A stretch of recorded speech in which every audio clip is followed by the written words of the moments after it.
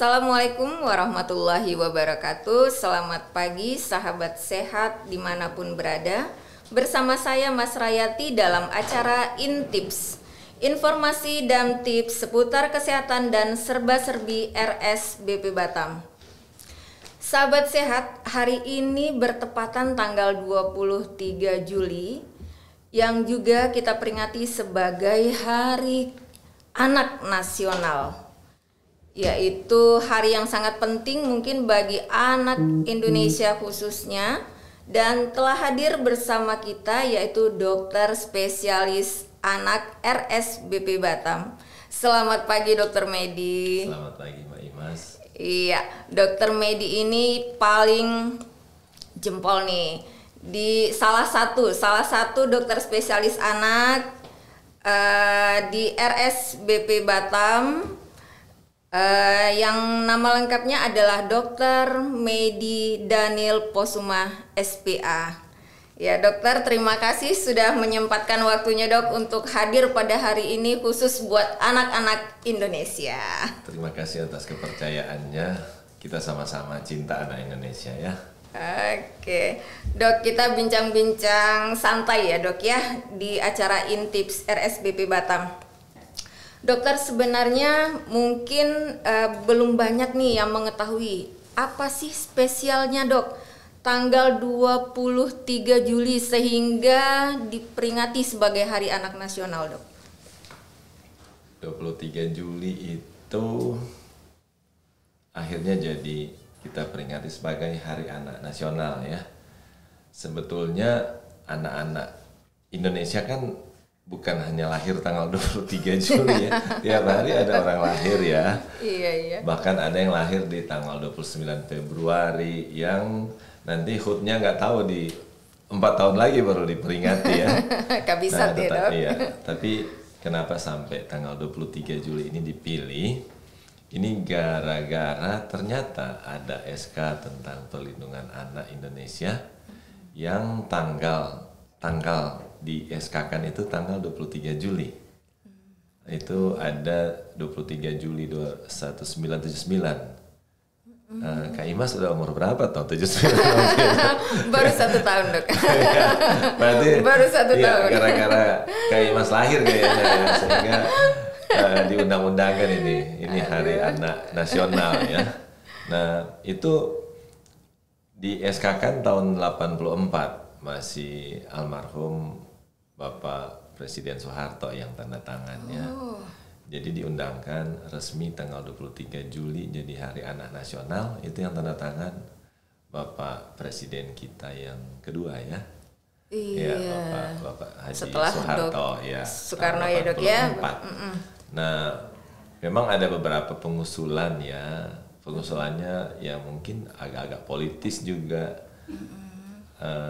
Tetapi akhirnya karena adanya SK tentang anak ini, aturan tentang anak yang tanggal lahirnya ditandatangannya 23 Juli tahun 79, akhirnya ya Pak Presiden saat itu mendiang almarhum Bapak Haji Muhammad Soeharto ya. Iya. Menandatangani tahun 84 bahwa tanggal 23 Juli ditetapkan sebagai Hari Anak Nasional ya untuk Indonesia.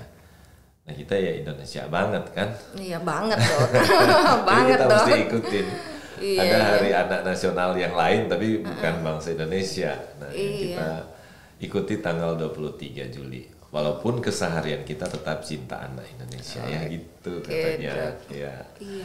Ini dok berarti seberapa penting dokter, bukan hanya anak Indonesia saja ya dok ya yang diperingati sebagai ada hari anaknya, justru dunia juga memperingati dok, yaitu International Children Day tanggal 1 Juni dok. Nah itu seberapa pentingkah anak dunia dalam menyangkut anak-anak ini dok? Ya, anak itu kan katanya sebagai pelita ya. Nah, jadi pelita itu akan menerangi sekitar kita, akan menerangi ya dalam arti luas bangsa kita kalau pelita itu tetap menyala. Ya. Nah, kalau kita tidak memperhatikan pelita itu, pelita padam, ya kegelapan yang akan kita hadapi. Nah, bayangin kalau anak-anak kita cuekin gitu ya, anak bangsa kita apalagi. Nah, secara internasional ada peringatan khusus Hari Anak Internasional, malah ada Hari Anak Sedunia. Jadi itu udah ada internasional, udah ada lagi sedunia itu. Begitu gitu, perhatian orang-orang di bumi kita terhadap anak. Nah, kita jangan cuma sekedar ikut-ikutan, tapi harus memang memperhatikan secara betul anak-anak kita.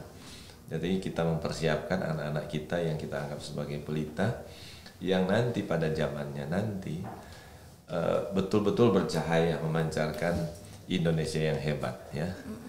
Jadi itu yang kita turut mengambil bagian memperingati Hari Anak, agar supaya kita sadar betul bahwa anak-anak itu pelita yang menjadi aset supaya Indonesia nanti Indonesia maju.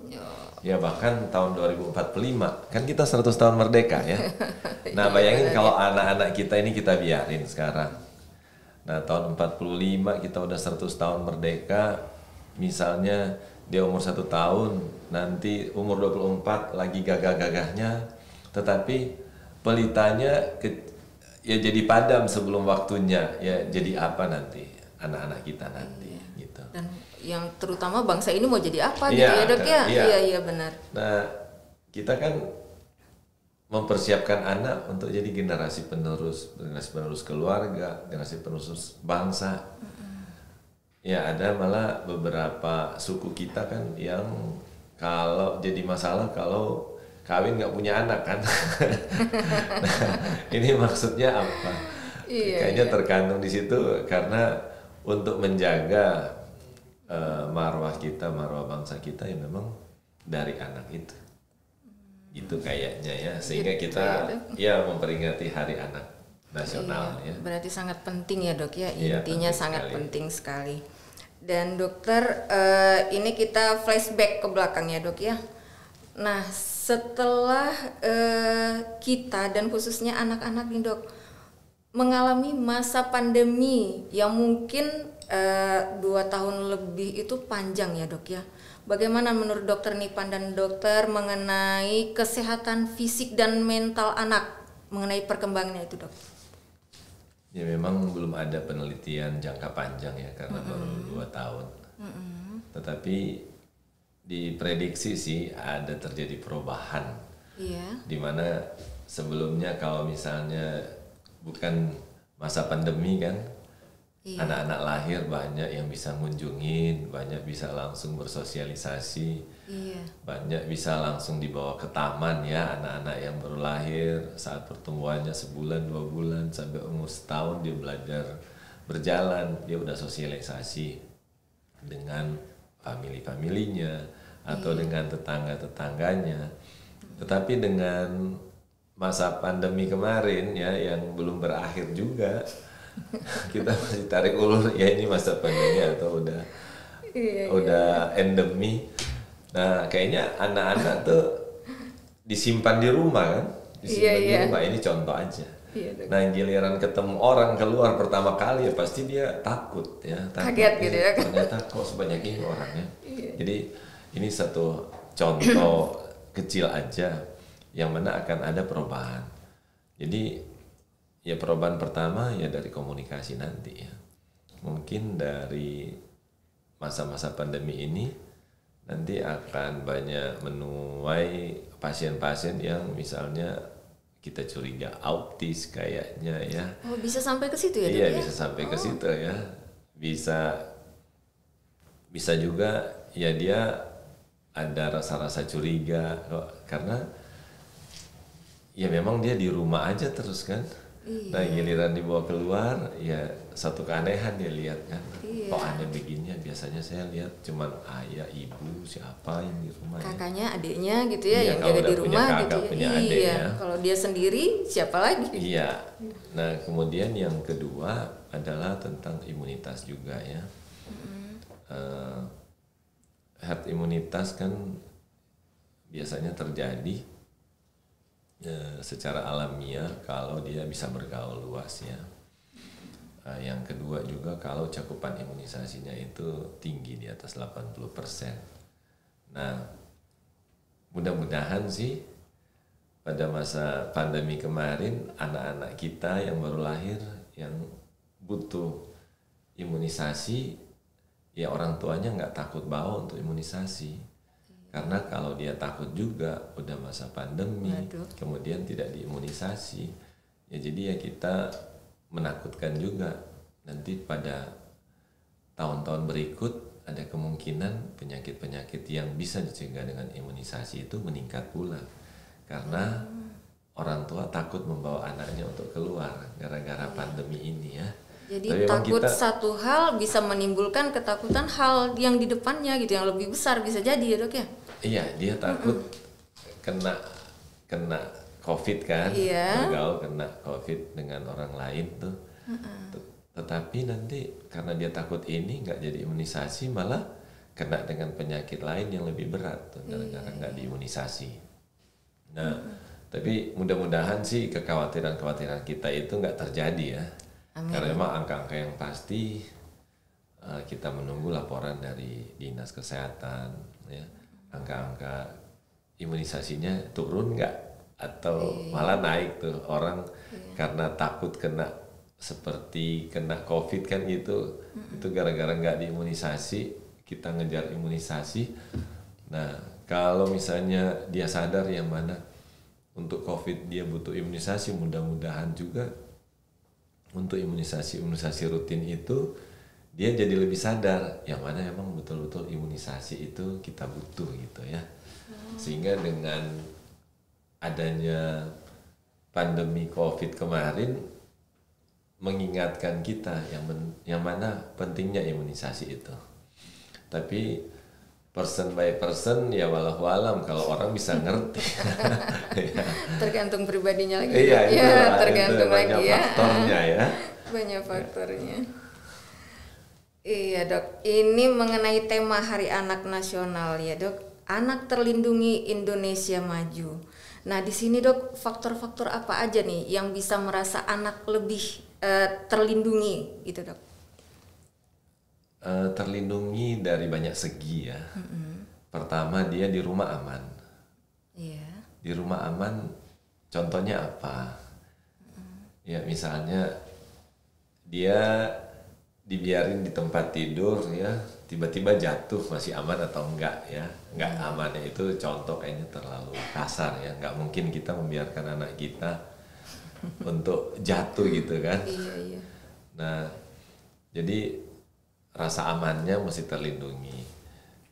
Jadi jangan keberadaan fisiknya juga kita mesti lindungi. Itu secara kasat mata ya. Nggak mungkin kita membiarkan anak di balkon ya yang tanpa pagar ya kan? Iya. Itu kebangetan.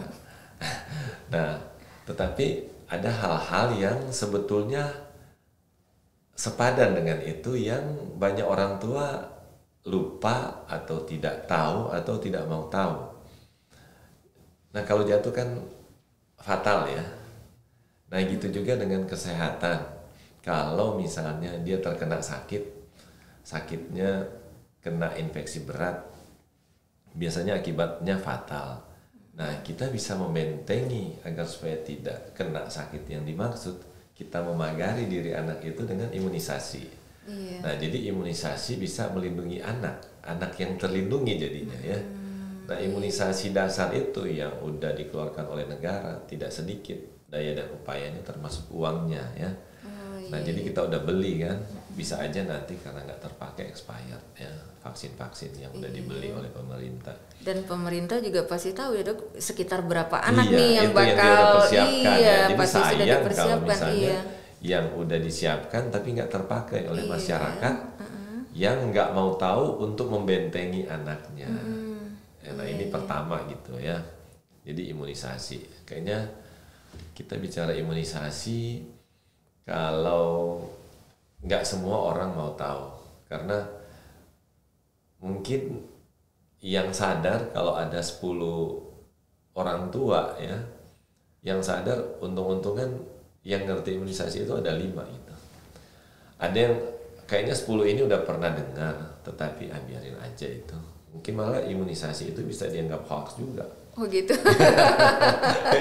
Ya, apa gunanya dianggap hoax juga ya. Tapi mudah-mudahan sih di Batam enggak ya. Iya, Kami amin. dokter anak yang ada di Batam, terutama kami bertiga di Rumah Sakit BP Batam, sangat berharap anak-anak tetap diimunisasi. Kalaupun dia menyadari imunisasi, dia bisa dapat di kliniknya, bisa dapat kalau masih ada posyandu di sekitarnya. Oke, kejar itu.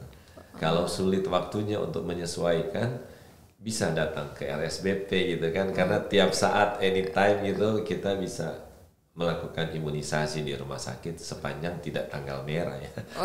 Oke, ya sahabat sehat catat. Nah, buat anak-anak yang belum diimunisasi silahkan datang ke RSBP Batam, terutama ke poli spesialis anak, dan kita anytime, every time ada jadwal imunisasi kecuali tanggal merah ya dok? Iya. Hari Minggu kan? Oh, hari Minggu dan tanggal merah libur ya dok ya? Iya, hari besar nasional ya.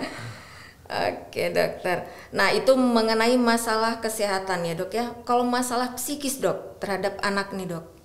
Masalah psikis terhadap anak, iya. memang bicara psikis kan relatif ya. Iya. Termasuk juga di sini terutama komunikasi ya. Komunikasi antara anak yang menunggu orang tuanya. Di sini dalam hal misalnya anaknya lahir aja mau dikasih susu botol ya. Iya. Nah itu nggak ada komunikasinya tuh. Nah jadi sejak lahir kalau bisa ibu dan bayinya itu berkomunikasi lewat ASI ya. Jadi selain netein kan terjadi adu pandang ya antara si baby dan si ibu kan. Oh anakku tersayang gitu sambil dia walaupun dia belum ngerti ya dok ya, tetapi ada bahasa batin kali ya dok. Iya, kayaknya ya? Feelingnya masuk kan. Iya. Sehingga kan kalau kita berbahasa sekarang, apakah itu bahasa daerah atau bahasa Indonesia, kita sering bilang itu bahasa ibu kan. Oh iya kan? Bahasa karena ibu ya. Masih dalam perut dia udah denger sih. Iya. Ibunya dengan ayahnya cerita dia udah denger nih. Nah giliran dia punya mata sesudah dia lahir itu dia melihat walaupun masih bayang-bayang, oh ini sumber suara yang saya dengar-dengar waktu saya dalam perut nih. Gitu. Ternyata ini orangnya, ini ya si ibu gitu ya, walaupun masih berupa siluet gitu, siluet ya. Jadi dia belum bisa melihat oh ini ibuku putih atau hitam, keriting atau enggak, belum gitu. Tetapi dia udah mendengar suara, kemudian dia melihat gerakan, dia merasakan belayan. Itu selain nilai gizi dari ASI yang sangat luar biasa. Nah, jadi komunikasinya juga udah menyatu dengan pemberian ASI itu pada saat awal dia melihat dunia ya untuk bayi. Nah, jadi kita memberikan anak rasa terlindungi pas dia lahir, nomor 1 adalah ASI. ASI is number 1. Kecuali ya. Ada catatan ya dok ya? Ada catatannya. Iya. Anaknya lahir sakit, terlalu kecil, nggak bisa ASI. Butuh perawatan khusus, ya oke. Nah itu pun masih bisa kan ibunya datang, bikin kontak tangan sambil bicara pakai masker tapi beda dengan kita berdua ini nggak pakai masker ya. Kita 1,5 meter ini dok. Nah, jadi merasa terlindungi bukan nanti setelah dia besar, sejak kecil, sejak awal kita memberi perlindungan kepada anak. Pertama ya ASI itu, kemudian perlindungan lewat komunikasi, adu mata, ibunya bicara atau ayahnya bicara. Kemudian kakaknya juga. Nah, tapi yang jangan lupa sekarang untuk kalau punya kakak si bayi tersebut jangan lupa cuci tangan dulu sebelum belai-belai adiknya gitu ya.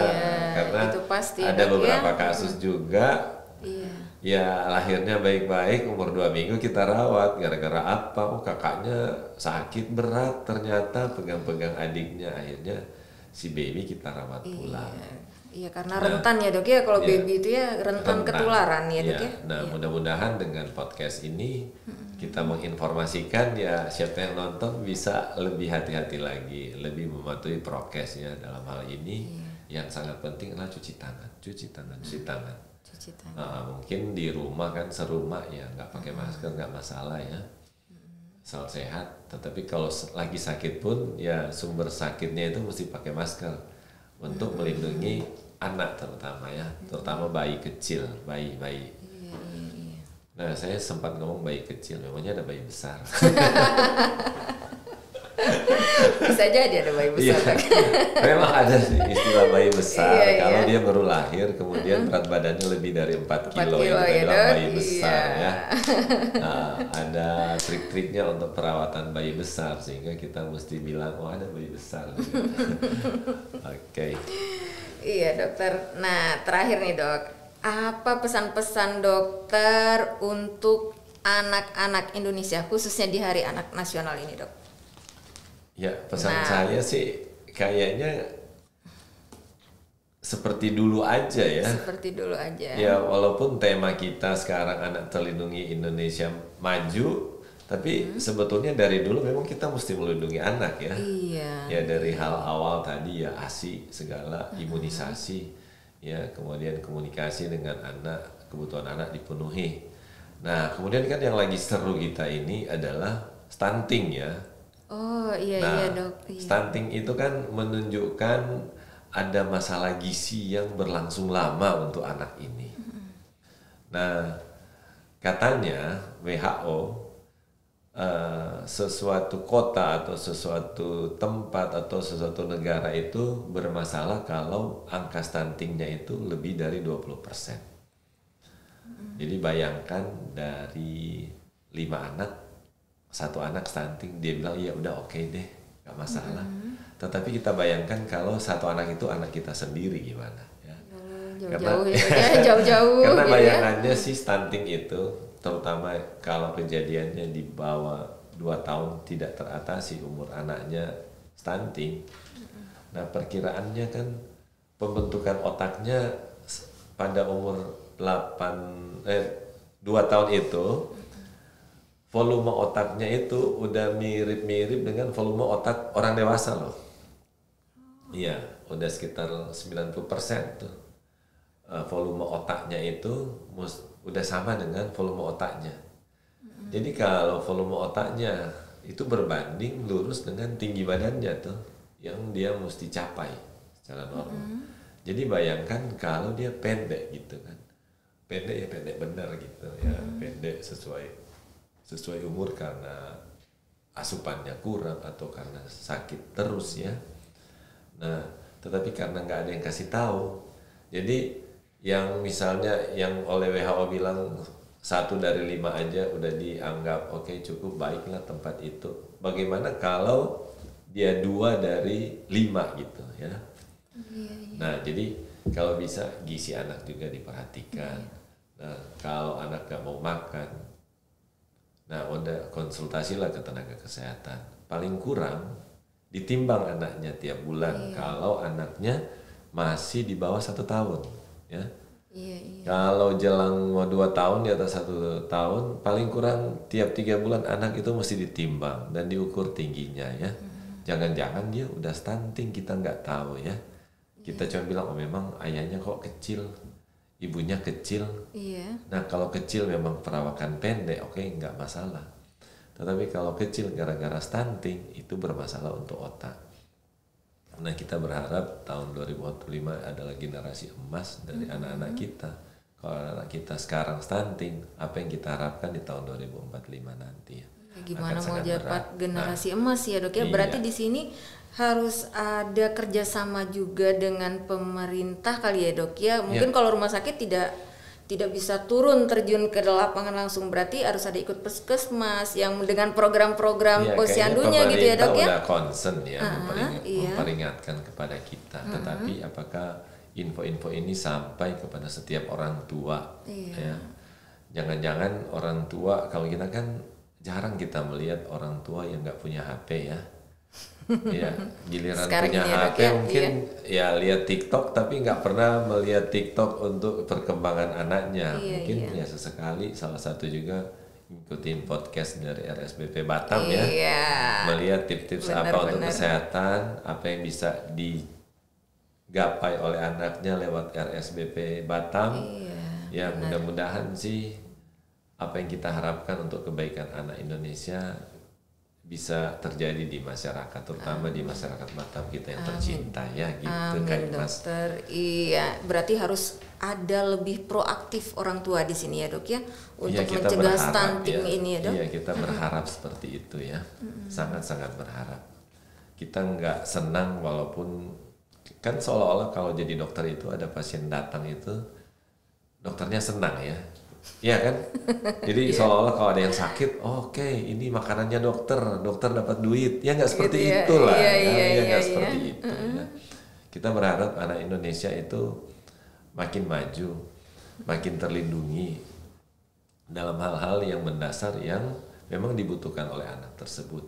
Nah, kalau kebutuhan dasar anaknya terpenuhi, anaknya jarang sakit, ya Indonesia akan makin maju. Bukan berarti dokter anaknya habis pasien, tetapi nanti akan lebih banyak lagi dokter anak yang lebih hebat daripada kami kalau masalah anak kita ini teratasi dari sekarang, sehingga generasi emas nanti terbentuk ya akan jadi dokter-dokter anak yang gemilang ya, yang bisa terkenal seluruh dunia sih. Amin, amin.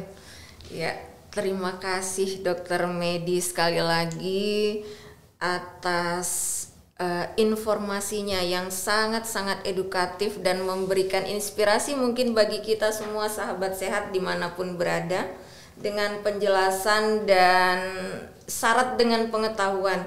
Jadi buat sahabat sehat dimanapun berada, tetap ikuti terus Instagram, baik itu podcast ataupun informasi-informasi layanan kesehatan yang ditayangkan di RSBP Batam, khususnya YouTube, Instagram kami. Silahkan untuk follow. Ya, terima kasih sekali lagi dokter atas waktunya yang tersita ya dok ya, sedikit tersita untuk acara ini, tetapi kami mengucapkan banyak terima kasih sekali lagi. Ya, sampai jumpa buat sahabat sehat dimanapun berada, dan salam sehat untuk kita semua. Assalamualaikum warahmatullahi wabarakatuh.